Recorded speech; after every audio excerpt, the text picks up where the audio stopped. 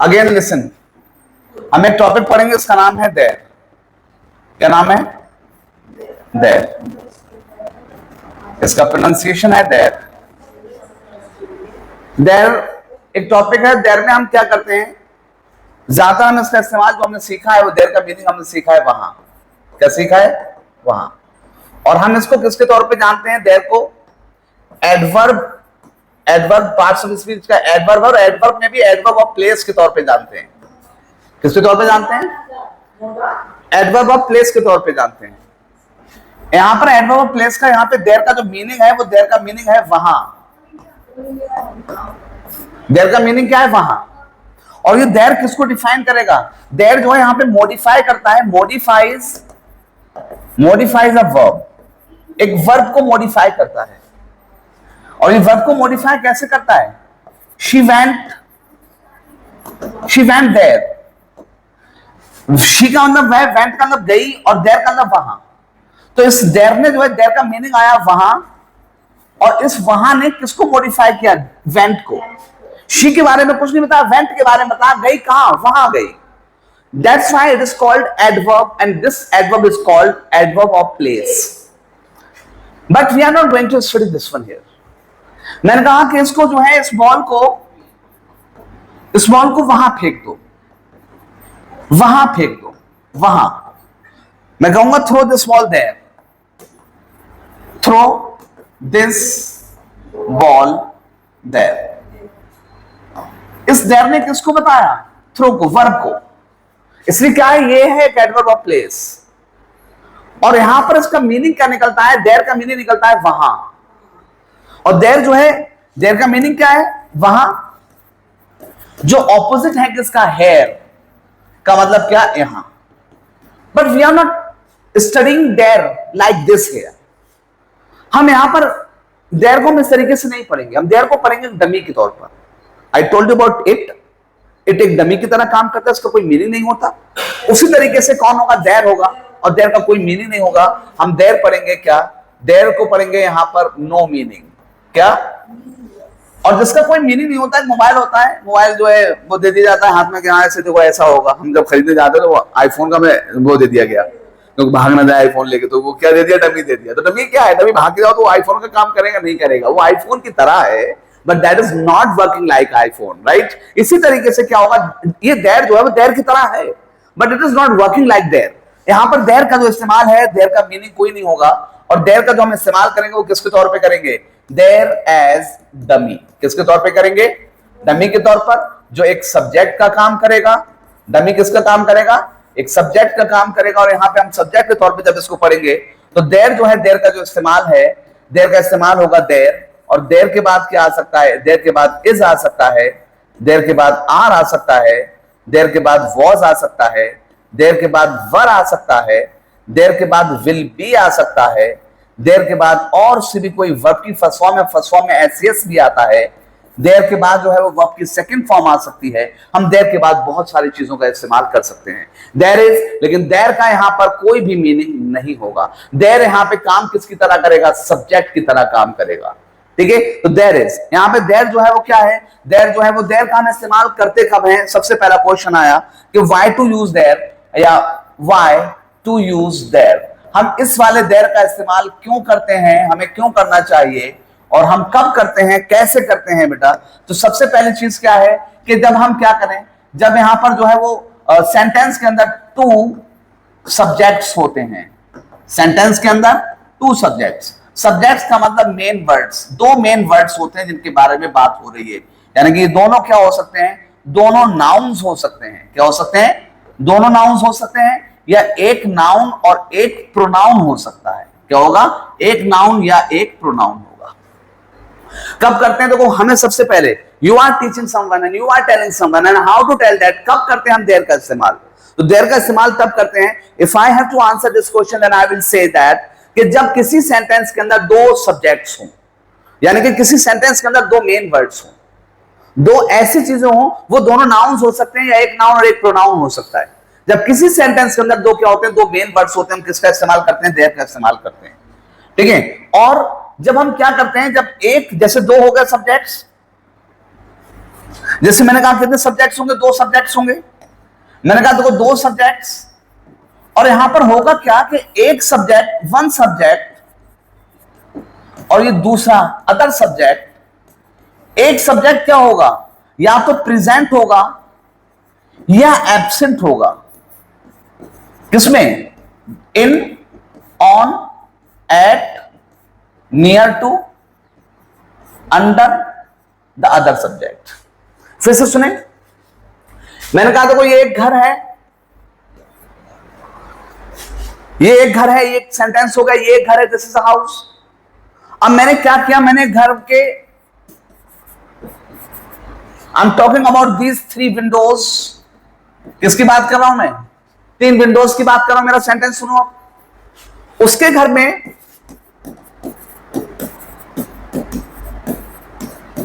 3 Windows हैं।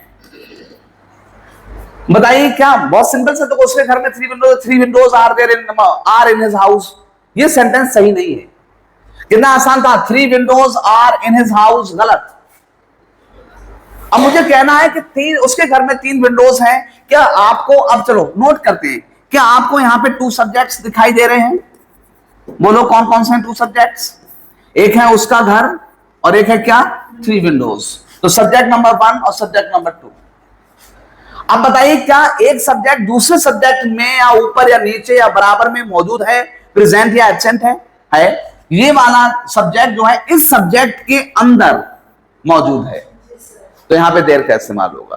अब बताओ कितने रूम्स हैं, कितनी विंडोज हैं? तो मैंने क्या करा, पहले देयर लगा दिया, उसके बाद क्या बोला, there are 3 windows in his house. Correct ना? यहां पर देखो मैंने क्या कहा, ये उसका परिवार है, फैमिली है, ये मेंबर है फैमिली में, ये मेंबर है, ये डॉक्टर है, ये डॉक्टर है, ये डॉक्टर है, ये डॉक्टर है। उसकी फैमिली में कितने डॉक्टर्स हैं? कैसे बोलोगे? There are 4 doctors in his family.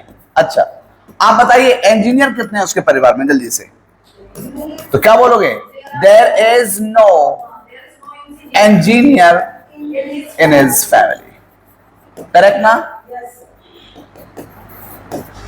ये दादाजी थे इनके, जो प्रोफेसर थे, लेकिन अब जिंदा नहीं है। तो क्या होगा? तो क्या बोलोगे? उनके उनके परिवार में ऐसा नहीं कि जो 4 डॉक्टर्स हैं, 5वें मेंबर थे उनके दादाजी, अब वो नहीं है, लेकिन वो क्या थे? प्रोफेसर। तो मैं क्या कहूंगा? There was a professor in his family. Correct ना? यस। देयर का इस्तेमाल कब, बताइए, खुद बताइए, जो वीडियो देख रहे हैं वो बताएं, देयर का इस्तेमाल कब? जब एक सेंटेंस के अंदर 2 सब्जेक्ट्स हो, 2 मेन वर्ड्स हो, और एक सब्जेक्ट दूसरे सब्जेक्ट में, उसके अंदर, उसके ऊपर, उसके बराबर, उसके पीछे, उसके नीचे, उसके अराउंड में प्रेपोजिशन में मौजूद हो, या प्रेजेंट हो या एब्सेंट हो, तब हम किसका इस्तेमाल करते हैं? देयर का। अब देयर के बाद मैंने क्या बोला था? देयर के बाद हम क्या लगा सकते हैं? देयर के बाद हम इज लगाते हैं, हम आर लगाते हैं, वॉज लगाते हैं और वर लगाते हैं। बताइए इस कब लगाते हैं? जब वन थिंग हो प्रेजेंट में, वन थिंग इन प्रेजेंट। यहां पर आर कब लगाते हैं? जब मोर देन 1, जब 2 और मोर, कितनी हो? 2 और मोर इन प्रेजेंट। वॉइस कब लगाते हैं? जब वन थिंग हो इन पास्ट, जब 2 और मोर हो इन पास्ट। इस सिचुएशन में हम क्या करते हैं? देयर इज लगाते हैं, देयर आर लगाते हैं, देयर वॉज है, देयर वर लगाते हैं। ये ए बी सी। मैंने बताओ बी की पोजीशन बतानी है, बी की लोकेशन बतानी है, बताओ क्या बताऊंगा? B is between A and C. ये बहुत नॉर्मल सा सेंटेंस है। मैं क्या कहूंगा? देयर लाइज या देयर इज। है तो इज हो गया, और पढ़ता है तो लाइज हो गया, यानी कौन सा वाला? Present definite. देयर लाइज कौन? बी। कहां? बिटवीन ए एंड सी। कहां पे? ए और सी के बीच में पड़ता है, ठीक है।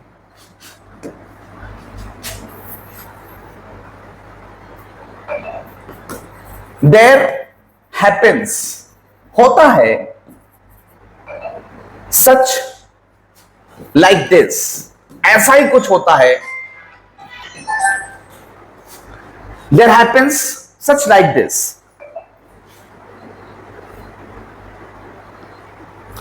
ऑनलाइन क्लास में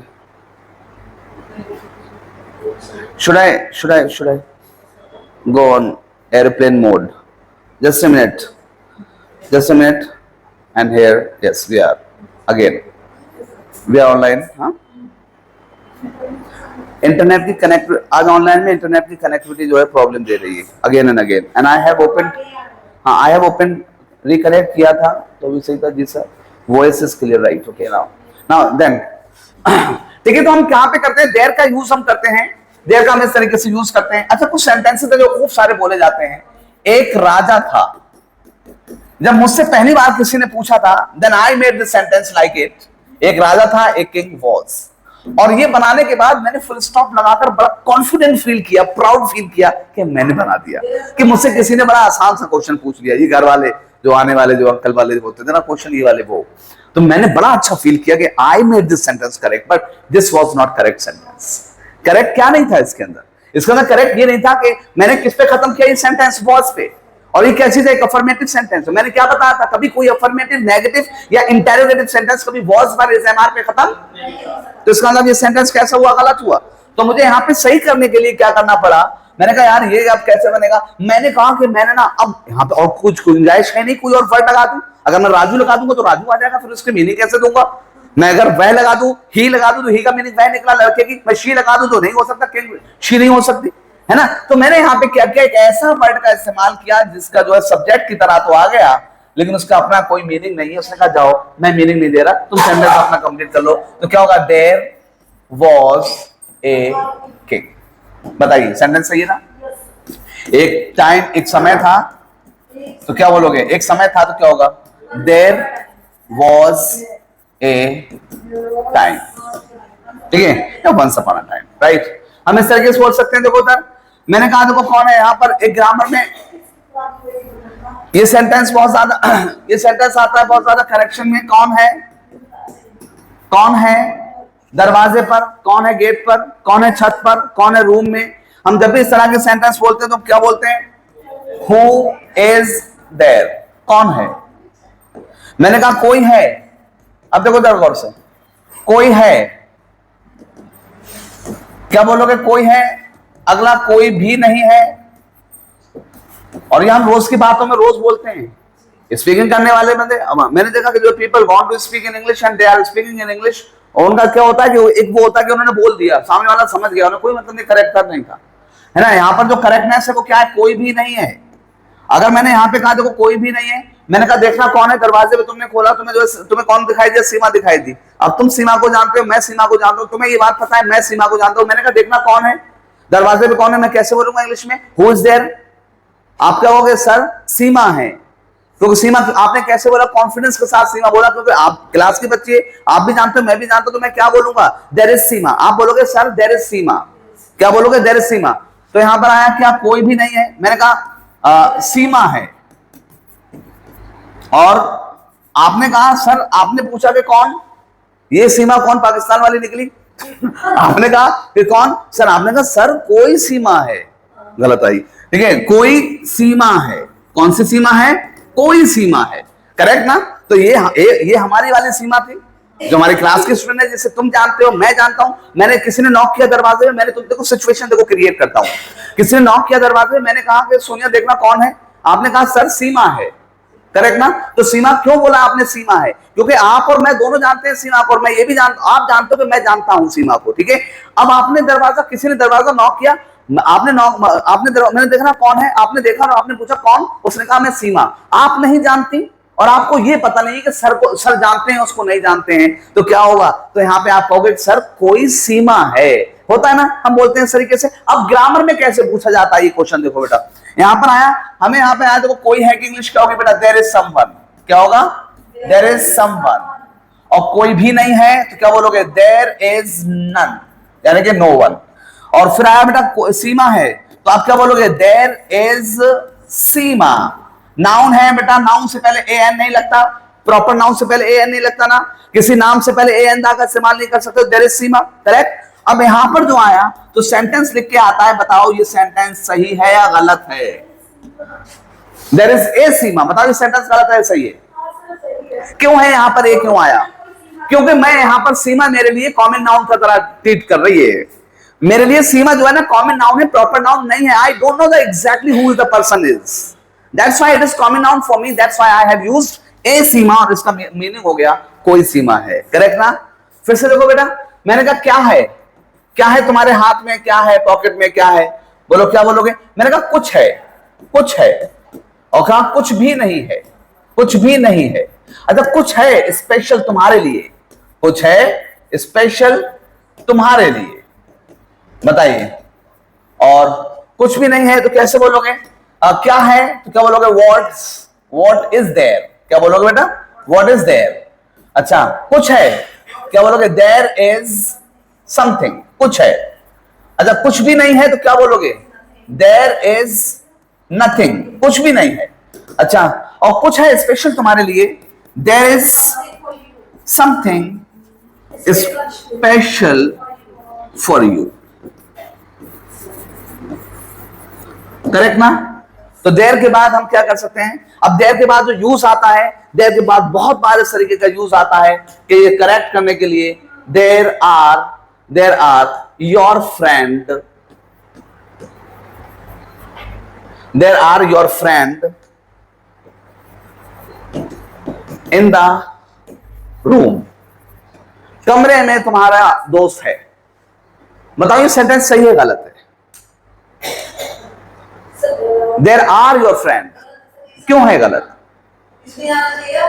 या तो यहां पे शाबाश, यहां पे क्या आना चाहिए? Is. There is your friend, एक अकेला फ्रेंड है ना, तो क्या आएगा? देयर आएगा। अच्छा बताइए, क्या कोई है? क्या होगी इसकी इंग्लिश? इज देयर समवन, क्या कोई है? क्या गलत है सही है? बताइए। एक है तो क्या आएगा? क्यों सही क्यों आएगा? देयर आएगा, मैं तो क्वेश्चन कर रहा हूं।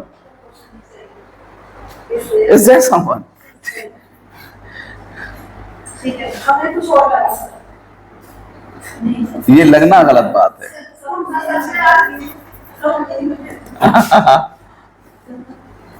आर देयर अ बॉय और सम बॉयज? बताइए। आर देयर सम बॉयज, बस। तो हमने देयर का जो इस्तेमाल सीखा, देयर का इस्तेमाल क्या करता है? देयर का इस्तेमाल जो है वो क्या होता है, हमने सीखा किसके तौर पे? एक सीखा हमने किसकी तरह? एडवर्ब की तरह। और adverb of place, adverb of place, इसमें मीनिंग क्या निकलता है वहां? ये क्या बताता है? एक लोकेशन बताता है जो थोड़ी सी दूर होती है, फार होती है, करेक्ट? तो हम उसके लिए क्या करते हैं? देयर करते हैं। मैंने कहा I want stand over there, I want stand over there का मतलब क्या हुआ? मैं वहां पर खड़ा नहीं होऊंगा, करेक्ट? अब मैंने देयर का इस्तेमाल किया एज डमी के तौर पर। डमी की तरह जब हम इसका इस्तेमाल करते हैं तो देयर का मीनिंग क्या होता है? नो मीनिंग, कोई मीनिंग नहीं होता। किसकी तरह आता है? डमी आता है, डमी की तरह आता है। और हमेशा एज सब्जेक्ट होता है। किसकी तरह होता है? सब्जेक्ट होता है, इसका कोई मीनिंग नहीं होता। और हम ये कब करते हैं बेटा? तो ये बताता है क्या? टू टेल अबाउट, ये बताता है टू टेल अबाउट, बताने के लिए। किसको बताने के लिए? प्रेजेंस और एब्सेंस को बताने के लिए। किसको बताने के लिए? प्रेजेंस और एब्सेंस ऑफ वन थिंग,